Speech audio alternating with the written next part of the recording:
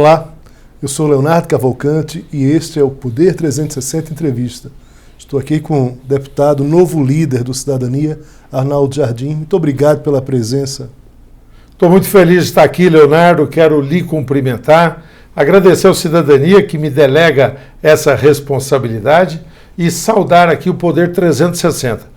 Vocês têm feito um jornalismo diferenciado, uma plataforma de informação, de conteúdo distinta, de muita qualidade. Aqui não só informa, mas forma opinião. Estou muito contente de estar aqui. Agradeço.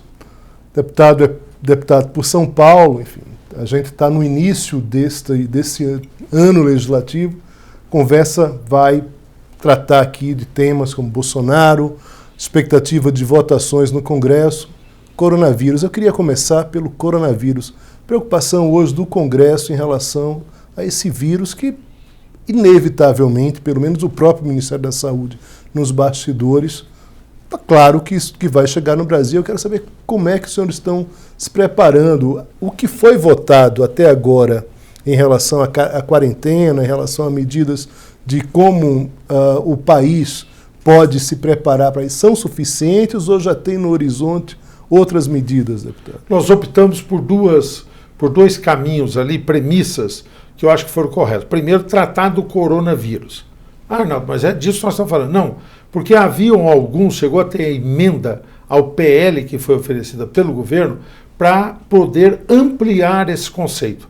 Falar de outras epidemias que pudessem ocorrer, certo, outras incidências de risco de saúde. Nós circunscrevemos porque um debate mais aprofundado poderia nos fazer um tempo precioso perder. Por quê? Porque se pegasse várias variedades de vírus ou de incidência de epidemia, isso poderia significar prazos distintos de quarentena, cuidados diferenciados de quarentena e depois até algumas que produzem sequelas de mais médio prazo. Nós estamos falando de uma grande gripe, tá certo? O coronavírus, que ele tem um grau perigoso, que é a capacidade dele se multiplicar, embora essa multiplicação ocorra hoje preferencialmente mais no hemisfério norte. Por que no hemisfério norte? Porque lá nós estamos no inverno. Aqui, onde nós temos esse poderoso aliado nosso, que é esse sol fantástico que só o Brasil tem, tá certo? A possibilidade de proliferação é mais restrita, dizem as autoridades. Outro desafio: como é que você combina a liberdade individual com aquilo que é o interesse público? Você vai trazer as pessoas e vai limitar o direito de trânsito das pessoas. Então, isso foi debatido, acho que a norma ficou boa. Nós tivemos o privilégio de ter uma deputada do Cidadania, que é muito estudiosa dessa questão, trata muito a questão da saúde, a deputada Carmen Zanotto. Foi ela quem relatou ontem em plenário. Entre o projeto que chegou e o projeto que acabou sendo aprovado na Câmara e que vai agora rapidamente para o Senado, tá certo? Eu acredito que será celeremente lá também definido. Nós tivemos avanço. A questão da precisão do laudo médico, a questão de nós termos normas de controle mais precisas, o prazo ficou fixado, teve um belo papel a Carmen Zanotto, o que nos permitiu, ao final, nós termos a votação por praticamente consenso na Câmara. É claro que a gente está tratando de uma emergência, de uma situação, a principal preocupação agora é com a saúde dos brasileiros e das pessoas. Mas dá para a gente pensar também em relação a termos econômicos. O senhor é um parlamentar que tem uma atuação muito voltada para o setor produtivo e para a economia. E os primeiros sinais são de que, com a questão na China, principalmente, a gente vai ter mais dificuldades econômicas. Os resultados que se esperavam melhores em 2019 acabaram, em relação, por exemplo, à indústria, acabaram não vindo. Como é que o senhor espera que isso pode ser minimizado, esses impactos em relação a esse vírus? Primeiro, tratar rapidamente do problema. O esforço que significa conter. Os países diferentes, todos, estão buscando tomar iniciativa nesse sentido. O Brasil fez eco ainda. Segundo, um avanço importante em termos de pesquisa, né? Já há sinais, A Itália anunciou que já foi isolado o vírus e que já se tem uma vacina em experimentação, então é tratar rapidamente do problema. Segundo, terão sequelas. Sequelas para o mundo como um todo. O próprio governo chinês ainda não deu um laudo definitivo, mas fala que isso vai amenizar o seu crescimento econômico. A China sempre cresce. A discussão da China se vai crescer muito ou um pouco menos. O ano passado a China já teve um crescimento que foi frustrante em relação à expectativa, tá certo? Anunciada pelo governo, e tudo indica que deverá diminuir ainda mais. Mas os sentidos são contraditórios, Leonardo. Veja só, parece que a primeira sequência, hoje eu tive uma conversa com a ministra Tereza Cristina pela manhã, Sim. E ela estava saindo de uma longa conversa com a China, com o embaixador chinês, com quem esteve ontem, e com o próprio interlocutores da China. Tudo indica que virá uma boa demanda de proteína para o Brasil. Nós já estávamos oferecendo para a China um volume muito maior de proteína, em virtude da peste suína que aconteceu, tá certo? O plantel de porcos na China é muito grande. Nós estamos falando lá de um plantel em torno de 500 milhões de matrizes. O nosso plantel, que é um dos grandes do mundo, são 65 milhões de matrizes. E a China abateu ano passado, por conta da peste, 45 milhões de matrizes. Quase que um plantel nosso aqui. Então, a demanda já estava aquecida e tudo indica que com esses cuidados que se tomaram, isso pode ter comprometido também a produção ali chinesa. A produção chinesa tem peculiaridades, não vou entrar muito no detalhe aqui, talvez não seja tão interessante, porque aqui no Brasil convive a produção suína de alta escala, granjas que têm um grau de produtividade muito acentuado, e lá na China tem essa produção, mas metade são ainda de pequenas propriedades. Aquele negócio do porco ali no fundo da casa, o porco criado com lavagem, uma coisa que é muito, particularmente no interior da China, muito disseminada. E iniciativas como essas, tá certo? O governo está revendo, porque são iniciativas que têm cuidados de higiene que se necessitam implantar agora, mais agudamente. Isso vai repercutir também na produção. Isso que o senhor está falando que seria uma janela aí de oportunidades em relação ao Brasil. Exatamente. Em que isso. produtos especificamente? Proteína, carne, proteína suína preferencialmente, e quando há uma demanda maior por proteína, você produz um pouco mais de porco, isso puxa o frango, puxa o bovino. O Brasil se consolidou ano passado como o maior exportador de proteína animal, carne do mundo. Nós somos primeiro de bovinos, segundo de aves e quarto de suínos. E tudo indica que essa liderança vai se aprofundar à demanda internacional e nós estamos conseguindo entregar a um custo muito competitivo. Deputado, me diga uma coisa, em relação, o senhor é um dos criadores desse projeto que trata de PPIs e dessa questão de parcerias públicas para investimento. O governo Bolsonaro está bem nesse aspecto? Está indo bem nessa área? Para que todos aí que estão acompanhando vou fazer um resuminho rápido só para entender todos aquilo que você já sabe, né? Parceria público-privada, PPP, tá certo? PPIs, Programas de Parceria em Infraestrutura, tá certo? Investimento. Concessões públicas e fundos de investimento. Qual é a nossa convicção? Não é do Arnaldo, não é do Cidadania, é nossa, mas é também hoje da grande maioria da Câmara. E mais do que isso, quando nós conseguimos apresentar o parecer, que eu fui relator da matéria, e ele foi aprovado por consenso na comissão, isso me encheu de satisfação. Por quê? Porque significou que o debate não estava sendo de governo, mas de uma política de Estado mais duradoura. Nós estamos falando de concessões que algumas delas vão ter mais de 50 anos. Então você não pode fazer uma regra que tenha a variedade da conjuntura ou que tenha a instabilidade de mudanças governamentais. Você tem que ter um planejamento, uma previsibilidade que, nesse caso, se exige de uma forma muito mais acentuada. O que o governo Bolsonaro está fazendo? Está tendo boas iniciativas, particularmente no Ministério da Infraestrutura e Logística do ministro Tarcísio. Colocou para concessões, rodovias, portos, tomou iniciativa em aeroportos também, de uma forma significativa. E teve o mérito, o Bolsonaro, no meu entender, que foi dar continuidade a um determinado risco que vinha desde o governo Temer. O próprio ministro Tarcísio participava do grupo das PPIs, tá certo?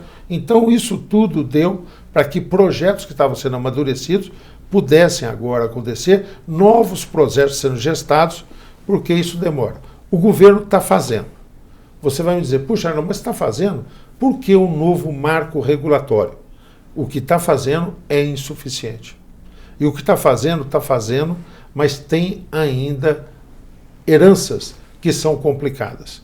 Nós temos 5 rodovias que foram licitadas em 2014, tá certo? No governo Dilma, que hoje são concessões que estão em profunda crise. Nós temos algumas outras concessões de aeroportos, por exemplo, que têm demanda na justiça, estão judicializadas há muito tempo. Um caso clássico, que é o caso de Viracopos, é um dos grandes aeroportos do Brasil, investimentos de mais de 5 bilhões o cenário de investimento. Então, nós começamos a analisar esse processo, estamos dialogando com o governo, com o setor da iniciativa privada, definimos ontem, eu e o presidente João Maia, num diálogo com o presidente Rodrigo Maia, que isso é prioridade para o ano e nós vamos ultimar as conversas agora, porque continuamos ouvindo economistas, juristas, setores empreendedores e dialogando com o governo, e vamos, em março, colocar para votar em plenário o novo marco regulatório de concessões, PPPs e fundos de investimento em infraestrutura. O governo hoje tem 79 leilões previstos para 2020. Essa secretaria especial, ela estava na pasta do ministro Onyx, que acabou sendo, na semana passada, acabou sendo retirada e indo para o Paulo Guedes. Imagino que o senhor tenha acompanhado esse processo, um processo desgastante para o ministro Onyx, que de fato ficou mais fragilizado dentro do governo e reforçou, mostrou a força do ministro Guedes nesse caso. O senhor acha que tem diferença de ter saído da Casa Civil a Secretaria Especial de PPIs e ter ido para o Ministério da Economia? Tem diferença, eu não gostei. Por quê? Tem uma lógica. E eu não estou falando de Onyx e Paulo Guedes. Eu estou falando de estruturas de governo. Nada pessoal, não tem nenhuma razão. Não é porque eu estou torcendo para o Onyx e não estou gostando do time do Paulo Guedes. Não. Quero que todos, por Brasil é bom que todos... É bom que se diga que a secretária permaneceu a mesma. A secretária que era no Ministério do Onyx acabou indo também para o Ministério do Guedes. Né? É verdade. Confirmada. Para que todos então saibam isso, tá certo? Por que ficar na Secretaria da Casa Civil, ficar ali no Palácio? Porque as PPIs tratam com diferentes setores do governo. Uhum. Se trata desde iniciativas que dialogam com a questão da educação, como investimentos em creche, dialogam com o Ministério do Meio Ambiente, como concessão de parques e reservas ambientais, dialoga com o Ministério da Infraestrutura e assim por diante. E tem que dialogar com a economia também. Mas ali era natural, era muito mais lógico, porque era uma coisa intersetorial que integrava setores do governo. E você tem razão, eu não gostei da mudança, achei que era melhor ter permanecido, mas fiquei muito feliz. Hoje até no Twitter eu parabenizei o ministro Paulo Guedes por manter a Marta Seiler. A Marta Seiler é uma profissional renomada, está nesse assunto há muito tempo, é reconhecida por todos como uma pessoa com grande espírito público, grande capacidade, então a presença dela, no meu entender, garante que os processos possam ter andamento. Nesse caso do projeto do senhor, teria alguma regra estabelecendo em qual área, em qual ministério poderia ser centralizada determinada política, não? Não, porque aí é um cuidado que a gente tem que ter sempre, Leonardo. Eu tenho sido buscado sempre zeloso nisso. Nós discutimos isso muito no Cidadania. Nós queremos, assim, cada macaco no seu galho. E toda vez que o Legislativo tenta entrar para determinar estruturas governamentais, isso é um prerrogativo do Executivo, determina. O que o Legislativo tem que fazer, eu estou muito feliz com o Legislativo que nós temos tido. Você que acompanha e conhece profundamente ali a dinâmica, sabe que nós tivemos um ano diferenciado em 2019, tá certo? Mudamos. Os sociólogos ainda acho que não fizeram mais profundamente essa análise, tá certo? Porque nós modificamos hoje o regime de governo no Brasil.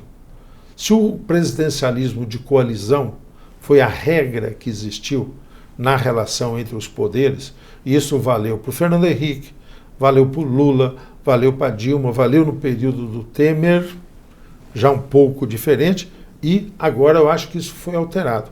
Aquele conceito de composição em que você tinha um bloco automático de apoio ao governo, que tudo dizia amém a que vinha, e um bloco de oposição que sistematicamente dizia não também, isso foi alterado pela dinâmica do parlamento.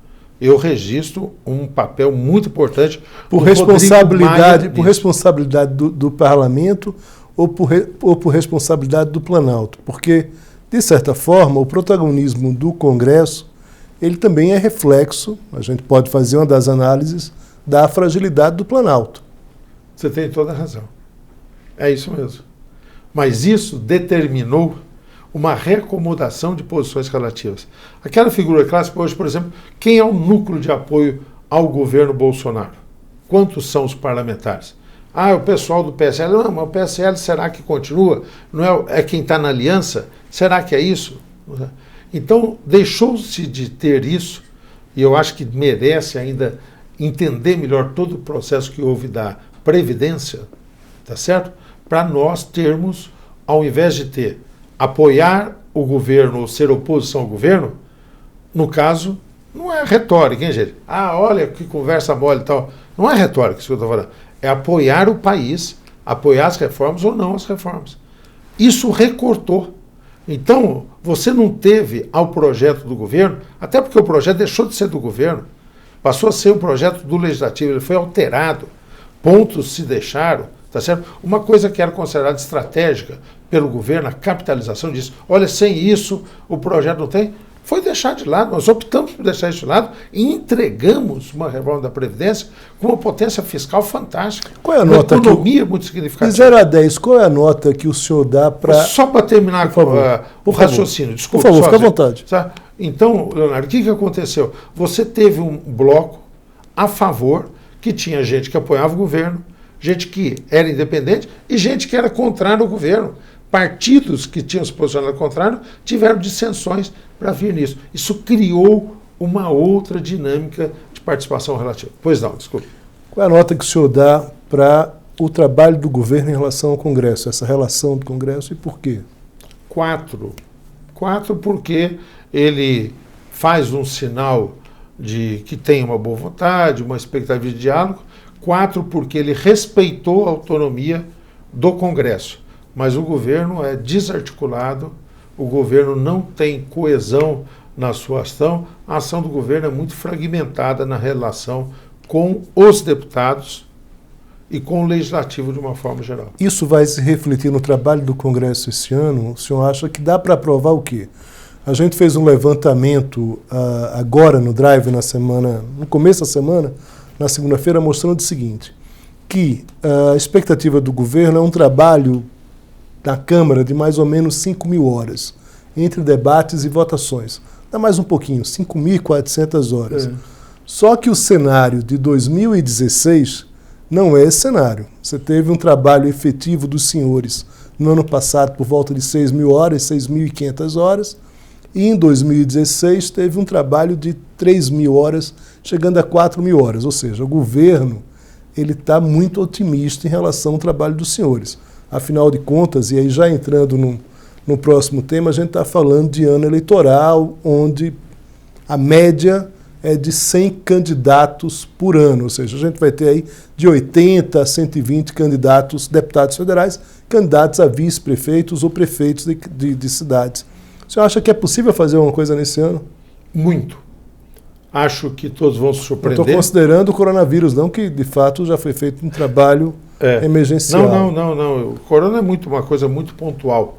Eu estou falando de avançar na reforma administrativa, Eu estou dizendo da reforma tributária, que eu não acredito que virá como um todo, mas nós poderemos e deveremos, eu vou defender isso, que sejam pontos para você não fazer a reforma como um todo, de simplificação, de desburocratização, nós podemos fazer por etapa.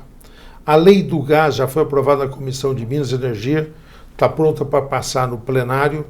O nosso projeto de PPPs e concessões, pronto para ir em plenário. O novo regime de recuperação judicial, muito importante, pronto para ir em plenário. Nós devemos, a semana que vem, aprovar a medida provisória 897, que reorganizou toda a questão do crédito agro para o país, tá certo? Então, nós temos um conjunto de propostas que eu acho que estão muito amadurecidas. Nós vamos renovar o Fundeb, tá certo? Que é uma discussão importante, estrutural, para a questão da educação. Então, você veja que nós temos no arsenal. Acho que as eleições municipais não vão retirar essa energia ali do funcionamento do Congresso. É diferente de eleições nacionais, que envolvam presidência, governos do Estado. Ela tradicionalmente tem um cenário menor.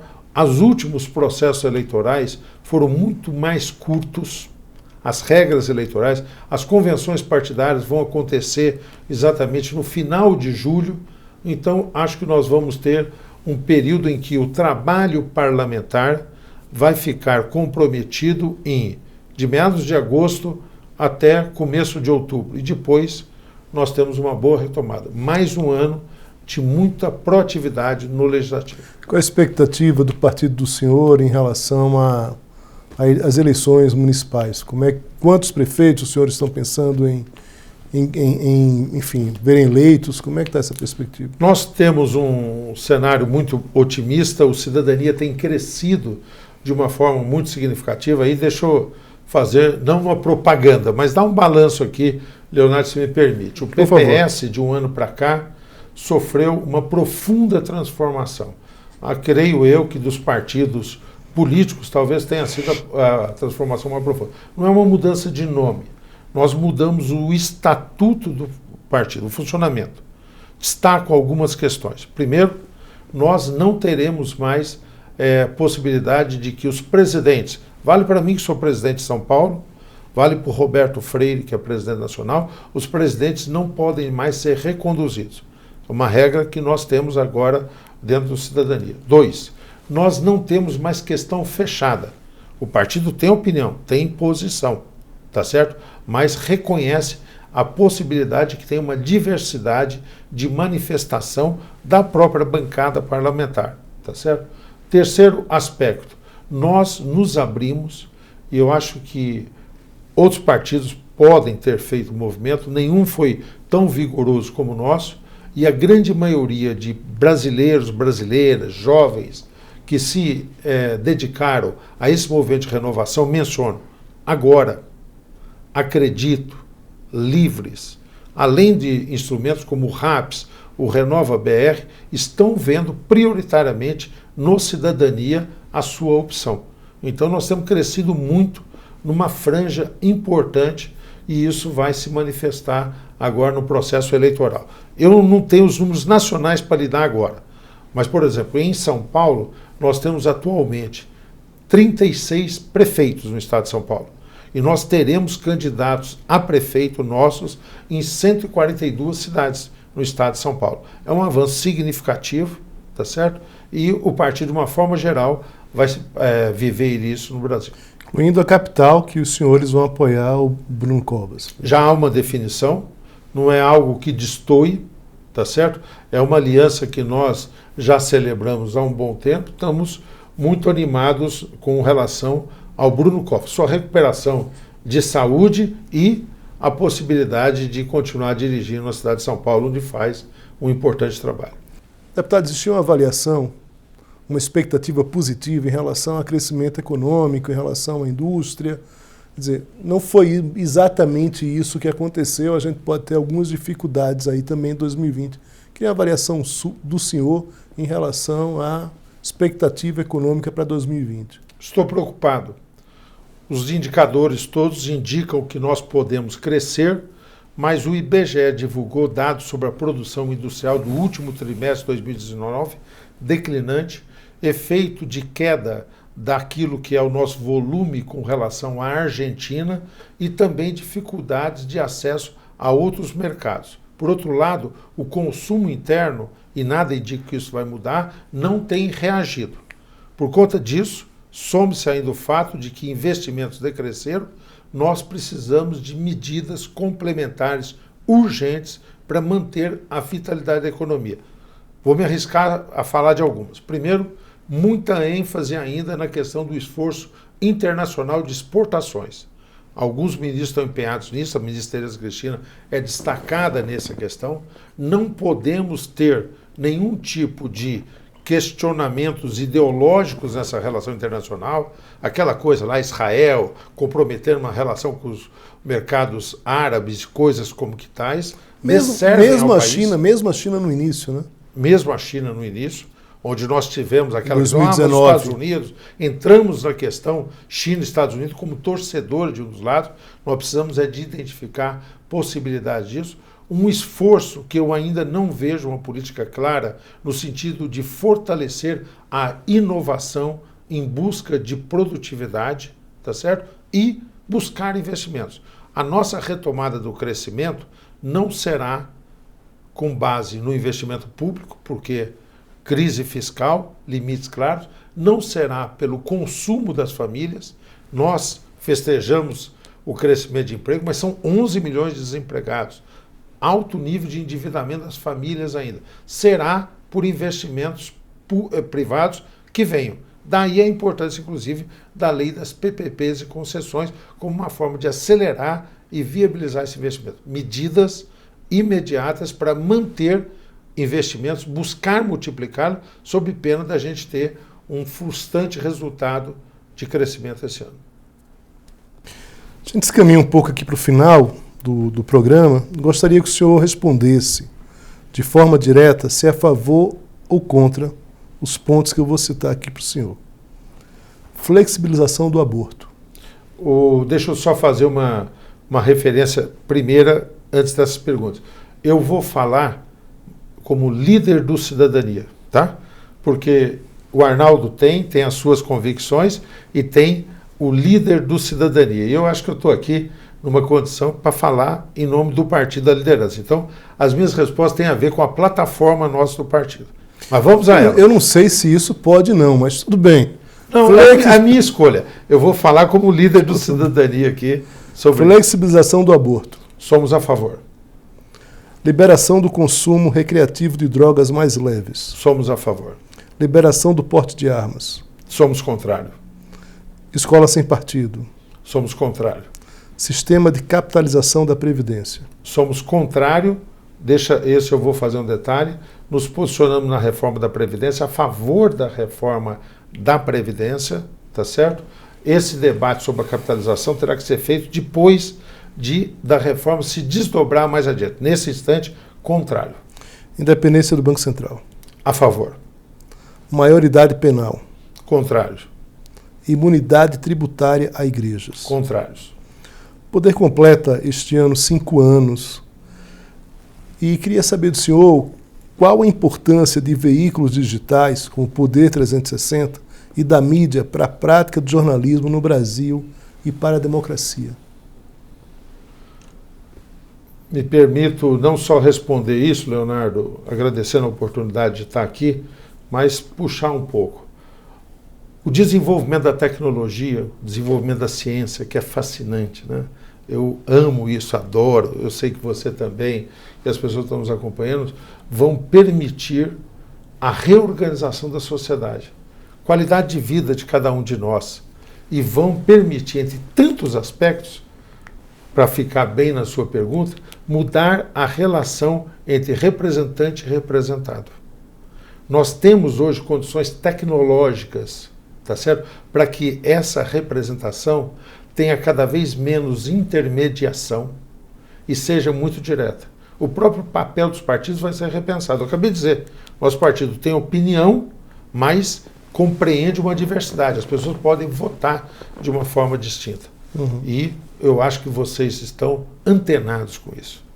O jeito que vocês estão produzindo a informação, essa agilidade que é uma marca do Poder 360, tá certo? Indo direto para o mérito, menos o ritual da política e mais o debate do conteúdo, tá certo? Eu acho que faz diferença. Eu parabenizo vocês pela qualidade do trabalho que vocês têm desenvolvido. Sou um leitor do Drive.